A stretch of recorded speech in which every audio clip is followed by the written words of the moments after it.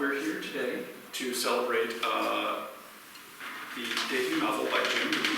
Jim is, you've been coming to the Writer Center for 2 or 3 years. Yeah, two or 3 at least a month. But long-time supporter of the Writer Center, long-serving active member of the Writer Center family. So we're really, really elated. This is a really, I've not yet read the book yet, but it's a really beautiful book so far. Parts I have read, and we're going to be selling some copies right over there after the event. So if you do not have a copy yet, please come see me, and I would be glad to exchange one for money. And then we're also joined by Dana Cann, who is the author of Ghosts of Bergen County, another amazing novel, and who will be the conversation partner for Jim. And I think that's everything I have. And I'm going to hand it off to you two to begin the conversation. Okay, thank you, Zach. So, first of all, let me introduce Jim Beane, the author of this beautiful novel, The Deadening. I'm just reading from the flap jacket copy of the book. Jim has published more than, has published dozens of short stories. The Deadening is his first novel. He was born in Washington, D.C. and raised in the Maryland suburbs. He attended U.S. Coast Guard Academy for 2 years, had a brief stay at the University of Maryland. I think there's a story there, I think. And graduated from York College. Carpentry work helped support his family while he wrote stories at nights and on weekends. His short story collection, By the Sea, was published in 2019 by Wordrunner's eChapbooks. His stories have appeared in Workers' Right, winner of the 2017 Tilly Olson Award for Creative Writing, DC Noir, The MacGuffin, The Baltimore Review, O Dark 30, and other literary journals. Jim has been an instructor in creative writing right here at the Writer Center, a fiction judge for Bethesda Magazine, and a creative writing instructor for the Armed Services Arts Partnership Program. He is a VCCA fellow and mentor for the Veteran Writing Project. Jim lives west of Baltimore with his wife Mary Ellen and family. So just to kick us off, I first met Jim sometime in 1996 or 1997. I was living in Baltimore at the time, but I drove down here to this building every Saturday morning for a writing workshop for short stories. And I met Jim, and that group included several people that wound up forming a writers group that was together for a couple decades. And Jim was one of those people. So I've known Jim that long. I've read several dozens of Jim's stories, and he's read dozens of mine. When Jim stretched out to write longer works, an early draft of The Deadening was one of the pieces our writers group read. And so I just wanted to start, Jim, by having you talk a little bit about your journey to this point, with the caveat that every writer's journey is different. But can you talk about where you started writing, where and how you started writing, and how you've developed into the writer you are today? Sure. Well, I worked on the school newspapers in high school. When I went to college, I worked on the collegiate newspapers. I kept journals. I think I've been doing it since I was a kid, just about, really. Not so much in a formal way as this. What took me into a different level of writing was my involvement with the writing group. And when I joined that group, I was just starting to take workshops at this place. I just discovered the Writer's Center. And I hadn't really, a good friend of mine turned me onto this place and said, you should just go check it out and see what it's like, and see if you like it, see if you don't like it, whatever. And when I came here, it didn't look like this. So it wasn't as easy to like as it is now, but still, it was there, and it had classrooms and lots of people, and it was like perhaps the only literary environment I think I'd ever been in before. Now, keep in mind, at the time, at this time, I was also working as a carpenter, 40 hours a week, and till I stopped, I wore my tool belt, so I stopped when I was 60, a few years ago. But anyway, so I started that. The Writer's Center, as Dana said, was very influential for me, very important for me. It was a destination, it was a place to go, it was a place to join. It was, you could feel like you were part of a community, which I didn't. I didn't feel anything like I was part of a writing community, even though I was writing all the time. But, and then, as we met my wife, we got married, we had kids. I continued to work as a carpenter, and I worked in the basement every day, very early in the mornings. 5 o'clock in the morning, I'd get up before I would go to work sometimes. Often on Saturday, always on Saturdays, I should say, and Sundays too. 5 till, on the weekends till 10, 5 to 6 in weekdays, sometimes at night. But I got my 40 hours every week, pounding nails, so that was the way to go with that. So that's, one of the things I talk to my students about when I teach is schedules. And that's a pretty common theme. Like, you have a family, you have a job, and you fill in the time when you can. And that 5 o'clock in the morning thing and at night thing is pretty familiar to a lot of writers. Another thing I like to tell my students is there are 2 ways to become a writer. One is to write a lot, as Jim has done. One is to read a lot. And so I wanted to ask you about the authors that you like back then, before you even started writing. I assume you were reading fiction at the time. And I wonder how your taste in fiction has evolved over that time, and since you were younger to where you are now. Well, I've always read fiction. You get enough nonfiction in life. So I've always read fiction, primarily American writers. I think that in the past, influences for me were definitely John Steinbeck and Raymond Carver. One of the most influential works I ever read was James Joyce's Dubliners. And I think when you talk about influences, you read, as Dana said, read a lot. We writers read a lot, but only some things affect you in some ways. And the Dubliners, for me, was just as well as Raymond Carver were absolute discoveries. They weren't things that I was familiar with. They were writing about regular people, regular folks, working stiffs, both of them. And so they were both very influential early. Cormac McCarthy, because of his style, was influential for me. Right now, I read, I like Claire Egan, I read Jonathan Lethem, I read Chris Offutt, I read Louise Erdrich. I read a lot. I read a lot of people, different, and try to read as much of a variety as I can within the fiction world. Jim Harrison was a big influence on me when I was a younger writer. That was pretty much when I was writing. Before I started writing, obviously it was John Steinbeck more than anybody else. Larry Brown was a big influence on me. Flannery O'Connor, Russell Banks. The list goes on. The list goes on and on, is right.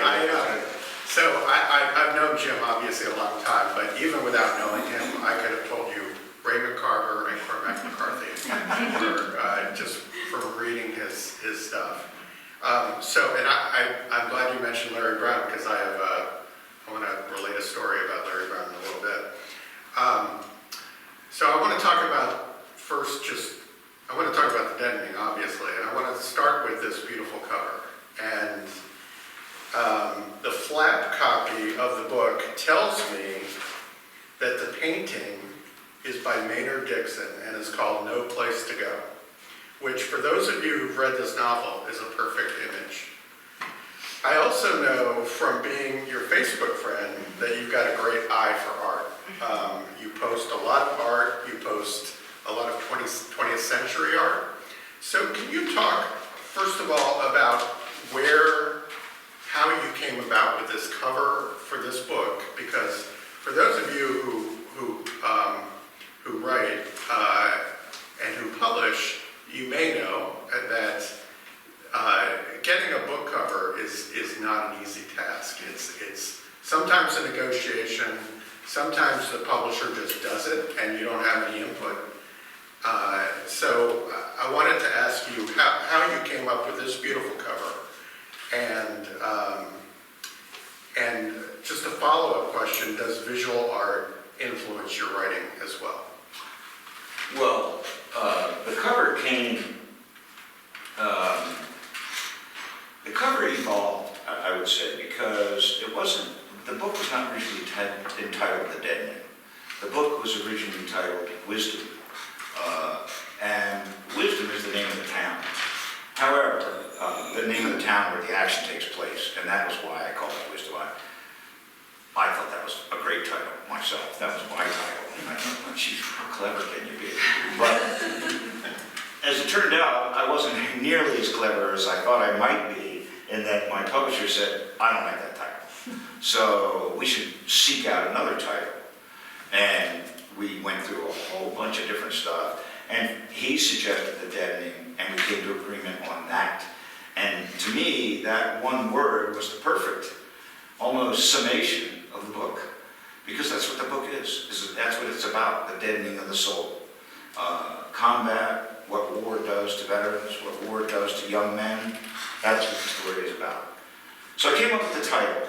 And then, as Dana said, I am very interested in art. I happen to have a travel guide that I'm related to who is an excellent planner of art trips. So anywhere we ever go, we visit art museums. No matter where we are, it doesn't matter where we go, we visit them. And so I've always been kind of attracted to art. Yes, it does influence. I think everything influences you, you know. But this particular picture, I don't even know where I came across it, but I came across it, and I took a photograph of it, and I showed it to the publisher, and he said, that's the one. And I said, okay. And then he went about getting the permission from Brigham Young University, where it's on permanent collection. When I went to Denver, I was lucky enough to see a Maynard Dixon exhibit at the Denver Museum of Art. But that is, and what the publisher wanted to do, Merrill, which unfortunately is not here tonight, but what he wanted to do was, he wanted to capture the whole painting. It's an oil painting. And we went around and around about it. He had the whole thing covered with just a picture. And as Dana said, it's a process. And my publisher was particularly interested in having my approval for the look of the book, especially since I picked the picture, the painting for the cover. Maynard Dixon has an incredible portfolio, and I would ask all of you to look him up because the work that he did out west is incredible. A lot of it has to do with indigenous peoples, largely landscapes. He has about 6 paintings where he, I think, was greatly affected by the Depression, and that's where they're coming from. And they're all in a different kind of social dilemma. This guy has got no place to go, leaning on the fence. He said, what am I going to do? I'm by myself, I'm all alone. Again, the essence of the book, or not the essence, but part of the essence. Sure, which is a lot like your character, Harrell Hickman. Why don't you go ahead and read a passage from the book? So, this particular passage that I'm going to read is early in the book, and it's the 3rd or 4th page or something like that. Harrell, his name is Harrell Hickman, he's the protagonist. He's just come back from World War I. He's been sequestered in what they're calling veterans hospitals, but there were no veterans hospitals at that point, so they were converted hospitals. The year of 1918, 1919, the years 1920, 21, very tumultuous years in the history of America. You had prohibition, you had a lot of things going on, a lot of regulations happening, a lot of drug regulation, a lot of things like that. However, you also had a new thing going on, which was a lot of men coming back from war, badly damaged, without any facilities necessarily oriented towards helping them. There wasn't anything, nothing in concrete. There was no VA, no Veterans Administration hospitals, nothing like that. So they come back to the States and they end up with whatever. Harrell comes back to the States to his mother. His father, unfortunately, has died while he's at war. Harrell worked in a sawmill before the war with his father. And so when he comes home to an empty house, a mother who's very, very distraught. And very quickly the flu takes her, the Spanish flu in 1918, which unfortunately the soldiers brought back to Zealand. But it takes her, so then he's really left alone. And he's in Baltimore. At this point, he's been going through several years of treatment from the VA hospital as such. The treatment at that point for what was a new term that the British coined, which was shell shock, it's evolved into PTSD as we know it now. And at that point, when he came back to the States, he was put into, as all shell shock victims were, they were put into these wards. And they were put into wards with wounded men, physically wounded men. And it was very difficult, very, very difficult. So here's Hickman, and he's by himself. The doctors that are treating him and all other shell shock victims are feeding him laudanum. And most are self-medicating on their own with alcohol. But there's electric shock treatment, but that's about it. They really don't know anything to do or what to do. So Hickman, when his mother dies, he's got nobody. He's in Baltimore, nobody, no place to go, nothing to do. He doesn't know what to do. The sawmill's closed down. His dad's gone.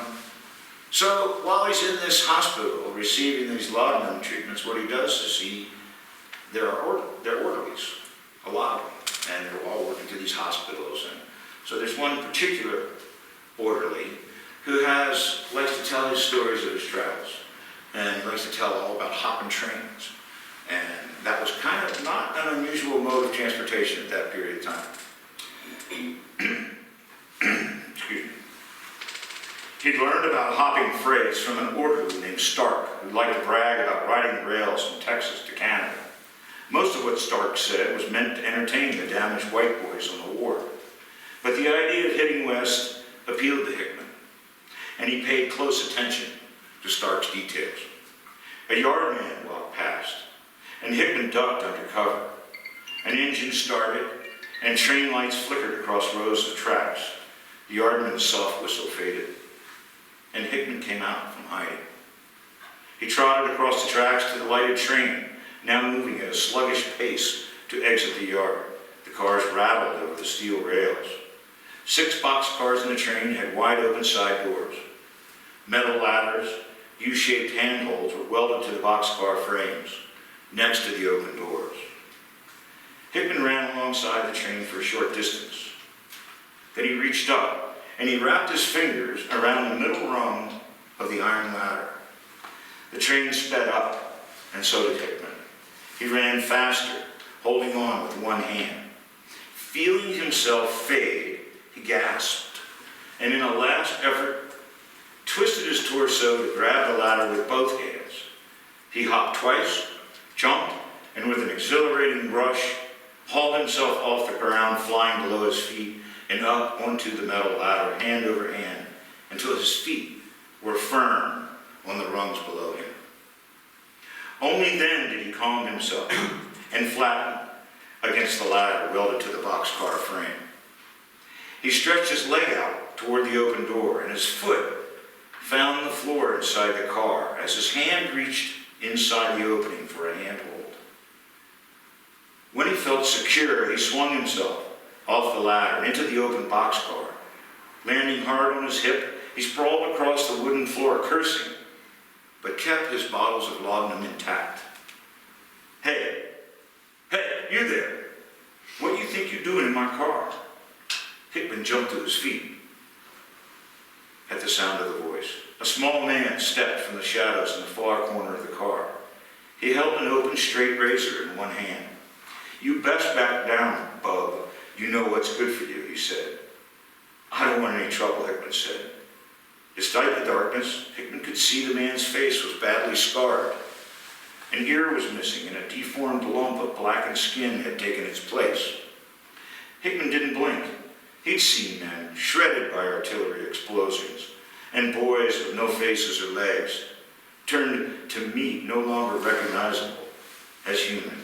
Friends. Boys he'd enlisted with. Boys from the sawmill. On the charge or in the trenches. German howitzers pouring it on. Screaming men dragged off to field hospitals. Ain't polite to stare, the man said. You barge in here, sure as you please. This here's my car. So don't fool with me or you'll get my blade. Put that blade away, Hickman said. He waved the little man off. With his big talk finished and his threats made, the man folded the razor and retreated to the corner of the boxcar where he'd been hiding. Hickman moved to the opposite end. The boxcar smelled of wet wood, motor oil, and animal waste, but a few drops of laudanum eased his boiling tensions, and with 2 more sips, he drifted away. He didn't sleep. He almost never slept. He hadn't slept through the night since he'd been home from the war.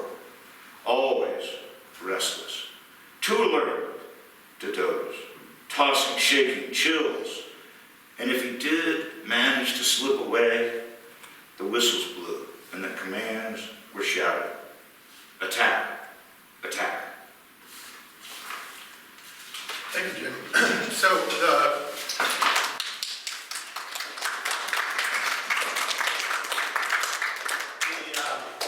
laudanum is an opiate, as I understand it, right, Jim? Correct. Yeah, so this is the one medicine this guy is getting, and it, too, is a kind of deadening. Jim mentioned the deadening associated with the deadening of the soul from, seeing all this war, but he's also being medicated and self-medicating with alcohol as well as a form of deadening.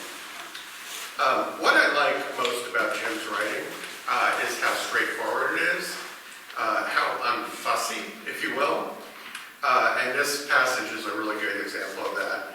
The novel starts with this rail journey across the country in the early 20th century.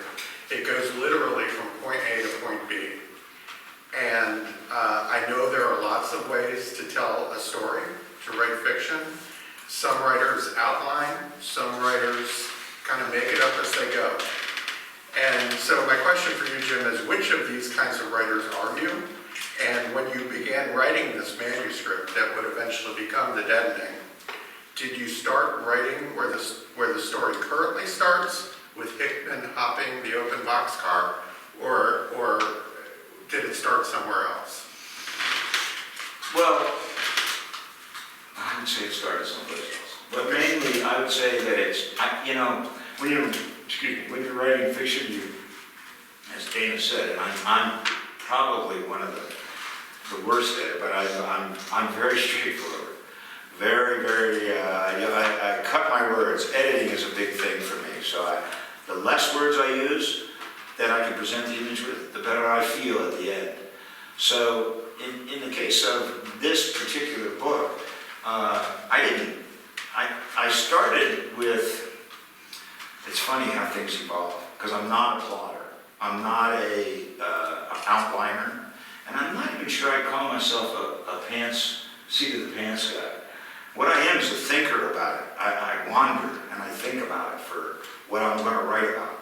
And I think about it for a long period of time. And what I think about is something that has affected me in a very visceral way somehow. In this case, my work with veterans was very affecting to me, very affecting. And that, I don't know, did you mention the Veterans Writing Project? Okay, the Veterans Writing Project, I'm a mentor with them. What that setup is they write their manuscripts and then they send them in, and they get a mentor. They request a mentor, and one of a whole list of mentors agrees to help them get that manuscript prepared for publication, if you can. And in most cases, you know, they can write about anything they want. It doesn't have to, there's no limits, no requirements as to it has to be about this or that or anything like that. But I would say 95% of the people that I have mentored since I've been doing it, I've been doing it for about 8-9 years now, they like to write about their experiences in the war. That's what they're writing about, their experiences in the military. They're not writing about at home or being at home or anything like that. So I'm reading a lot of stuff about these young men and young women. I also had Vietnam veterans in my classes. And you're hearing these kinds of stories, and you know, they're just, each one is making a bigger impression on you as you hear it, you know. And I just felt by the end, you know, at some point, COVID struck, and I had a lot of time on my hands, and I was ready to try another venue. I'm a short story writer. I mean, that's my gig. So I was ready to try something different, and I started working on these longer pieces. I call them novellas. My publisher calls it a short novel.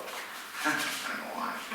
But anyway, so in that course of that time, I had been doing all this teaching. I had all these thoughts in my mind. I felt it was only fair to write about the situation, as it hadn't changed much in the way that I had seen it. But what I knew from history, what I knew from my involvement with these veterans, things were not good for these people coming back into civilization, you know, to their lives, back into their lives. It's not good. There's no help to really ease them back in. And that's where the story started. Okay? But then you have to come up with a story. Yep. You know, you got to come up with a plot, you got to come up with characters, you got to come up with a place, you got to come up with action, you got to come up with tension. So from that idea, or just from that input, that's where the book came from. Okay. So then Hickman takes this train across the country as a brief stop in Chicago, but then he moves on and he winds up in this fictional town of Wisdom, Nebraska, where he meets the novel's second main character, Willem, who is a sheriff in this small town. Can you, and it's a really interesting dynamic between these two guys. And I want to have Jim kind of talk about it, how organically this unfolded. First of all, what is the dynamic of them? Can you kind of compare and contrast them? And well, yeah, they're total strangers to begin with. So Hickman, as Dana has said, is taking this trip west, and he ends up in this place, Wisdom. Sheriff Willem is also a veteran. He's badly scarred. He's lost an eye, he's lost half of his arm. He has struggled with his own version of shell shock. He's come back, but he's come back to a different situation. He has family, he has community, he has a job waiting for him, he has purpose, he has responsibility, he has a lot of things going for him, none of which Hickman has. Hickman has nothing going for him other than he's on his train, he's looking for something. He's looking without knowing what he's looking for, but he's looking. And so he's not exactly well-to-do. He's got no money. He doesn't really have much in the way of skills. He worked in a sawmill before. So he's headed west for a better place, and he ends up in this northwestern Nebraska town right before the winter. So when the winter sets in, I don't know if anybody's ever been to northwestern Nebraska in the winter, but it gets cold and snowy and it's pretty bad. So the jobs dry up. Before that time comes, a lot of quick work is done. Cattle sold, moved, whatever's going on out there. So when Hickman gets to this town of Wisdom, he's pretty much got just the bag over his back, over his shoulder. And that's about it. And his relationship with Red stems from, at first Red doesn't even know he's a veteran, but he assumes he is. He has to guess that this guy is too damaged to have done anything else, really, beyond that. And they develop a kind of a symbiotic friendship in a way, although it's stretched to call it a friendship. Sheriff, he's the sheriff. Red was the sheriff before he went to World War I. The draft took Red Hickman volunteered with the rest of the guys working in the sawmill. So their relationship evolves after their meeting. And Red has a sympathetic heart. I would call him an empathetic character. He's sympathy. And he has sympathy for Hickman and Hickman's plight, which is a bad situation for Hickman, and it's not going to get better. And Red, as a mercantile owner with his wife, and with his, he's got a small son, they kind of take him in a little bit and help him get a job, little odd jobs, and ultimately he gets a job where he goes out and works on his ranch. Yeah, so that's where we are. Hickman takes a job on his ranch. He's mending fences, doing odd jobs. Jim's going to read a short passage of the novel from the ranch, right? Yes. Let's do that, and if you need to set it up. Yeah, I will. Because this is this passage that I picked is, it's a little bit deeper into the book, and it's kind of a turning point for Hickman, and that he has, by this point, he has gone to this ranch to work. He's been fired from the ranch, but there isn't anybody else to hire, so they hire him back, and they bring him back. An incident has occurred that has led to his firing.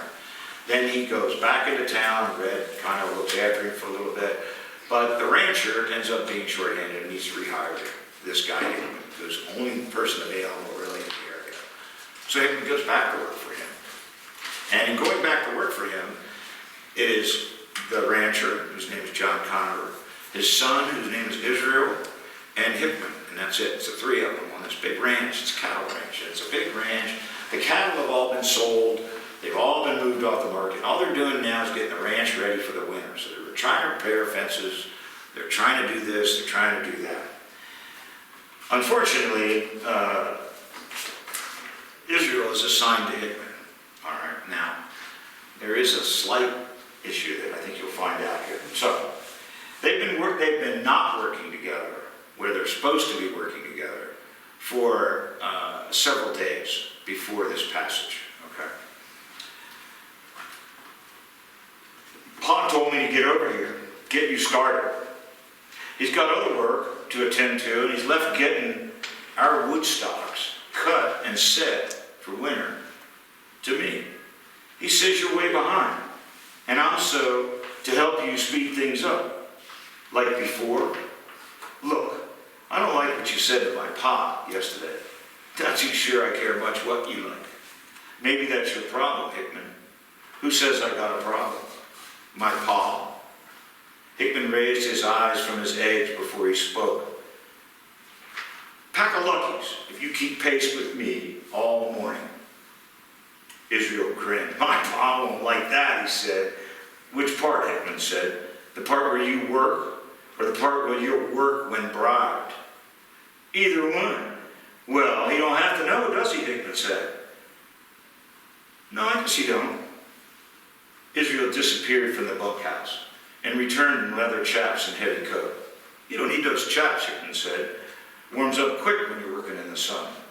I'll dress as I want, Israel said. You got that pack of ready-mades or not? Wouldn't offer it if I didn't. You'll get the whole pack if you make it until supper. Israel turned the collar of his wool coat up against his neck and walked out the front door ahead of Hickman. From the porch, Hickman saw old man Conover heading away from the compound on his flatbed wagon. A two-horse team pulled the wagon up the rise to the road into town. Start gathering and stacking them splits you see laying around, Hickman said. I'll get to work splitting the cutoffs. Israel stared at him. My pa don't put up with no hired hand bossing me around. Suit yourself. He shook the luckies in the boy's face as a reminder. Hickman turned away from the boy and walked to the splitting stump. He muscled a chunk of dried oak onto the flat surface of the stump and cracked it in half with a single swing of the axe. He split the halves in half and let them fall haphazardly into the yard. He breathed the cold air deep into his lungs and wiped away a few beads of sweat. Israel loaded the scattered splits onto the flat-bottomed wheelbarrow and wheeled them to the crib on the side of the barn. Hickman noted that the neat stacks the boy made beneath the lean-to roof After 3 loads, Israel removed his heavy coat. "Collect those dry splits by that pot," Hickman said. He pointed to the uncut logs. "Finish stocking the bunkhouse crib. Then work on filling the barn cribs, and I'll keep splitting." Dozens of wood splits scattered the ground by the logs. More had been tossed haphazardly onto the log pile. Hickman hadn't thought once about the slumbering snakes. He stood one of the chunks of wood onto the stump and struck it with the axe blade. Then it hit him. The snakes. The snakes. He'd forgotten about the goddamn snakes.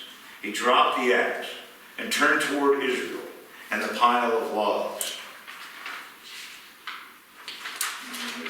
Sorry about that. The barrow was loaded with a tall stack of split wood and left unattended. He saw Israel standing atop the pile of logs, peering into the hole Hickman had uncovered the day before. "Israel!" Hickman yelled. Israel looked at Hickman and started to grin. "Get away from there!" Hickman shouted. Israel dropped to his knees in front of the exposed hole. "No! No!" Hickman screamed. Israel ignored Hickman's desperate cry. He pushed his shirt sleeve up past the elbow on his right arm and reached into the hole. Hickman ran toward him. The boy jerked his arm out of the hole and stumbled backwards. His eyes were big as cups, and 2 fat snakes clung to his bare arm with their fangs.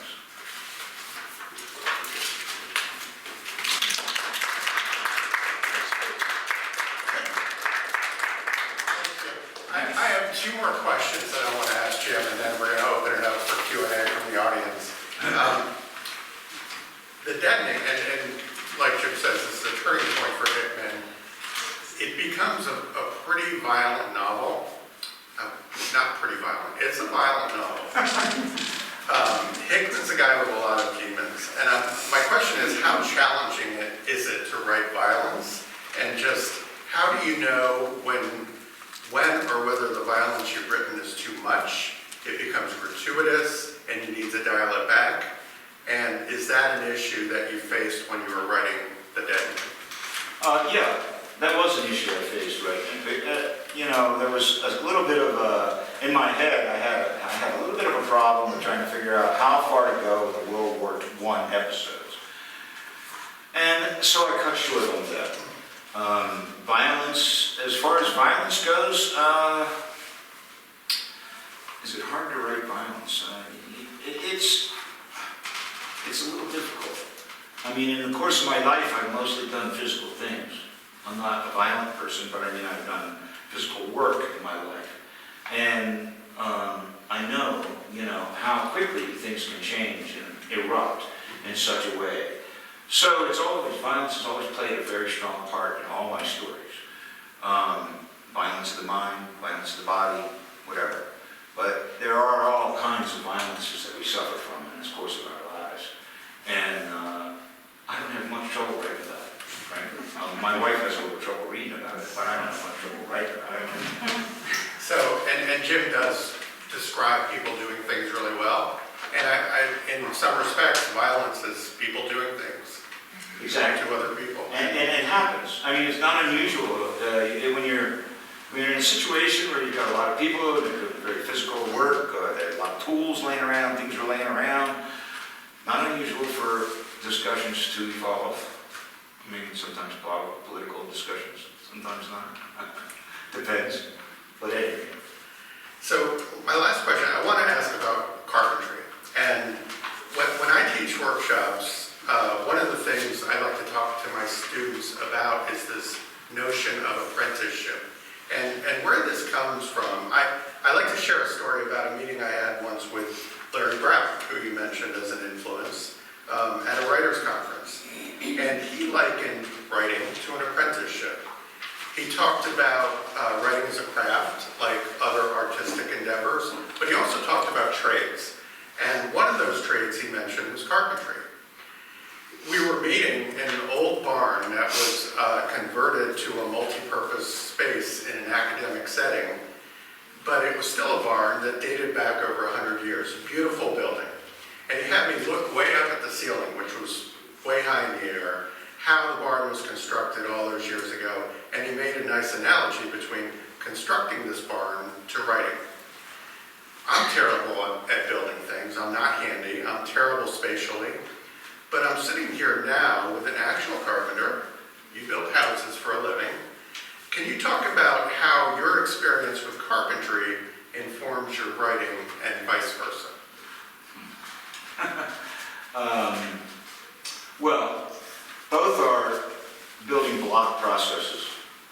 I mean, you know, I think that carpentry is probably a little bit more rigid than writing is for me in terms of how you do it.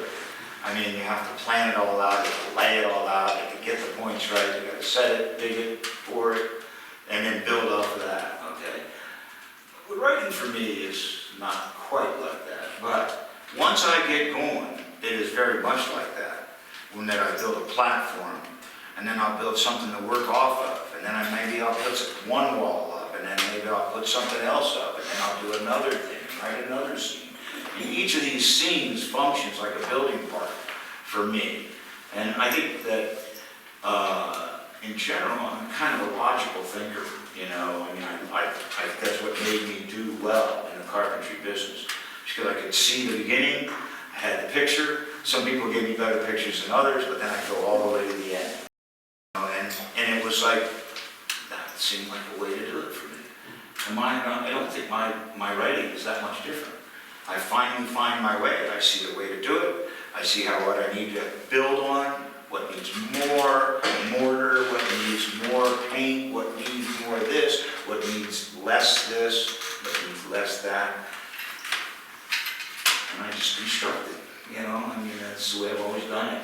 I don't have any formal training in writing, other than here, which is not, I wouldn't call it formal so much, but, you know.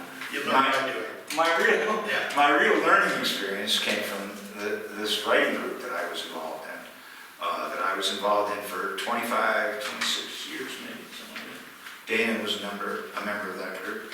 Carmelinda was a member of that group. And that particular group, I grew with them.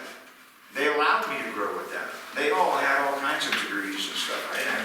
I was working with my hands. I had a 4-year degree. But it wasn't in writing, it was in criminal psychology. So I was kind of at a loss in this, but I had been asked to join the group and I did. And I'm damn glad I did, because that's the thing that took me to a different place in my writing. Was we had deadlines, we had schedules, we had to submit every 3 months, we had to deliver. And we met once a month, every month for all those years. And every 3 months you were up. So you couldn't rest on your laurels. And it was strictly critiques, critique group. It wasn't, we weren't like looking for new friends or pals or anything like that. We read each other's work, made our comments, and went on from there. And several things occurred in that writing group. One of the things that was so important to me was that the people that were in that group were respectful of each other. And of the work that we were trying to do. We were all trying to do the same thing. Everybody's got a book published now in that group. Nobody had anything published when we started. I mean, maybe a story or two here or there. Questions from the audience? Carmelinda? Yeah. I wonder, I mean, I've known you so long, but we haven't talked a lot about process and how we work. And I know your work well, and I love also the tactile quality of your prose, the way you seem to know your way around so well, just the everyday task-like things that we do with our hands and with our bodies. And I was curious, when you're writing, are you guided more by image or by words, what the next sentence is, or you know, kind of what, or is it, I know that you like visual arts, and I'm just curious if it's something you see before you start writing, or is it, you know? I think that almost everything that I've ever written has come from some image or some incident that I have witnessed. You know, I'm working on a novel right now that stems from getting my truck ripped off in the Heckinger's parking lot in 1999 or something like that. And I took all my tools. And I'm so mad. I was just so freaked out. Stayed in my head, thought about it. Started writing, went to the Virginia Center for the Creative Arts, and drafted a novel. With that as that was it. That was the plot. That was my plan. So there was nothing really but that incident. I wouldn't necessarily say art does that for me. It's more physical action, physical things. So the way somebody acts towards somebody else, how uncomfortable they might be. I pick up on it, I get accused of staring at people a little bit too much by certain individuals, but I think that's what writers do. They observe, you're watching all the time. I mean, so, yeah. Questions? Yes? What about the degree in criminal psychology? How does that inform your writing, especially when you're writing a lot of violence? Well, that particular, that was an interest that I had. I thought I might want to be a policeman, like a detective, and I read that if you went to college and you got a degree, even a 2-year degree, but 4-year was better, you rose in the ranks very quickly. And when you rose in the ranks, that put you into the detective routine. And I think my interest was really largely because of what I read. I read a lot of crime fiction. I still do.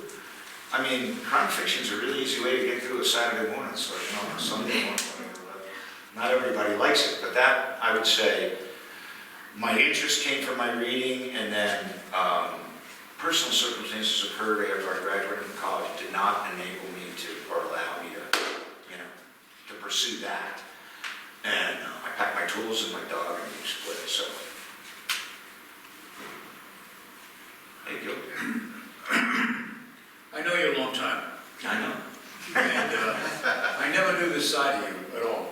I would go to your house and I'd see Mary, and she'd say, Jim's downstairs working on a novel. And that was it, you didn't even come up. So I said to myself, what's going on with this guy? You're up to. And, first of all, I envy you. I appreciate the beauty of your prose, and I enjoyed listening to you today. It really opened up you as a person, and you seem to enjoy what you're doing. I do want to say one thing, and that is that some of the characters that you've developed here, I wasn't clear about what the relationship was, for example, with the boy Israel, his name. I didn't even know his age, okay? I didn't know whether he was 16 or, 18 or Right. 5, I think that was sort of an image I needed to have, right? And secondly, this fight that happened was an interesting fight, but it was sort of like, seemed to be related more to the fathers saying something to the son when they started working with, the main character. So I think it's sort of a relationship between the father and the main character. Well, maybe the book, though. Yeah. Well, elaborate on that. Why Well, don't you read the book? There's also an idea that, as a writer, as a fiction writer, I leave stuff out on purpose. So then, yeah. And I tell certain, as Dana was talking about these violent scenes, I trim them or I don't, depending on what I want to show. And there's a scene in the book where Hickman he's had his fill with this cowboy taunting him, and bullying is another thing that's going on. And he's had his fill with this guy, and it results in a very violent exchange, not even between them, Hickman to this guy. And, what I was doing with that was not working on the violence or the image of the violence. I was working on Hickman, you see. And I'm saying that, in the writing, I'm saying that, for all of us, we can only be pushed so far. And then something happens. Well, this guy's very thin. He's very fragile. He doesn't have to get pushed too far. And he's getting pushed real far in this particular scene. Yeah. And so what he does to me, is a natural reaction, almost. It's not an aberrant, violent, explosion. It's kind of a natural thing. This guy needs it. He needs what he's getting. And I think I learned that from reading too many like Jim Harrison books and Cormac McCarthy books and all the books that I've read over the years. That's not an uncommon theme where pushed to this, to the edge, and it changes them. I mean, what really starts his decline is with the little piece I read right there, when the boy does what he's not supposed to be doing. He's a real smart ass. And there is a point that I do try to indicate that he's just like, he's not a kid, he's not a little kid. He's like, wants to be a man. I think one of the other guys says something like that, or something to that effect. So he's of that age. But maybe I should have, but I didn't think Well, of it's that. also hard, you're taking a passage out of context, and Yes. he's been introduced before. He has. He's a character in the book, so. Yeah, sure, yeah, good point. That's all I was gonna say. Like those fat snakes, I was thinking, what kind of snakes are in Nebraska? I'm thinking, Rattlesnakes. Around. rattlesnake. But wouldn't you hit the rattle first? No, not if they're what they call vermating, which is they're sleeping, they're done. They're in wherever they're going to be, and they're there, and they're down in there, and it's a wood pile. I respect what you did. I mean, it's not anything I know anything about. Maybe one more question. Yeah, sorry. Anybody else? I want to know how you came up with the publisher. How did you meet your publisher? What'd you say? I said, I know the process, I know you very well. But It's my daughter. I've seen him in the basement. But how did you get to the point that you're getting it published? How did that happen? How did that happen? Yeah, how did you That's make a that good question. relationship? Because really, A lot of that. that's not my strong point, Yeah. sending out. I'm not good at submitting. It's a big struggle to get it out there, to get the word. It's one thing to get the work done and be ready, but then to get it out there is really hard because you have to do a lot of research and stuff like that. So my good pal, Beth Baker, organized a writers luncheon group for Tacoma Park writers. And I'm not a Tacoma Park writer, but she asked me to join illegally. So I was an illegal writer for the Tacoma Park people. But in the course of that, the people that she had invited to this luncheon, which we had sporadically, we had publishers and writers, journalists, it's all writers. And everybody at the beginning of every, luncheon would do their little rap about what they're working on, at that point. And so after one of the luncheons, one of the very last ones,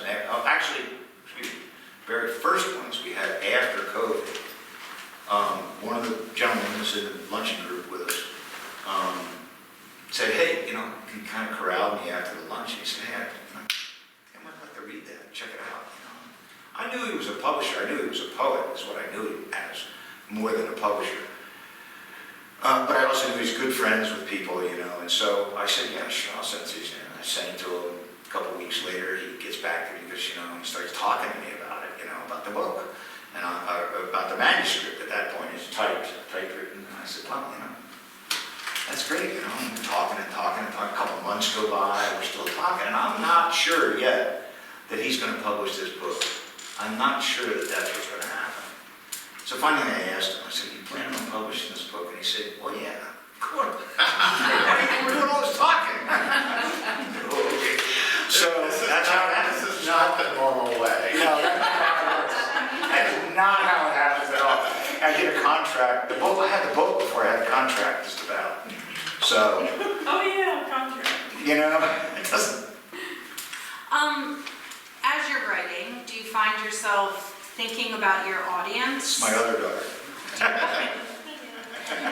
Do you find yourself thinking about the audience a lot, or is the audience not really a factor in the writing process? I would say the audience is only in incidences of, if I feel like I need to dial it back, does it ever come into play?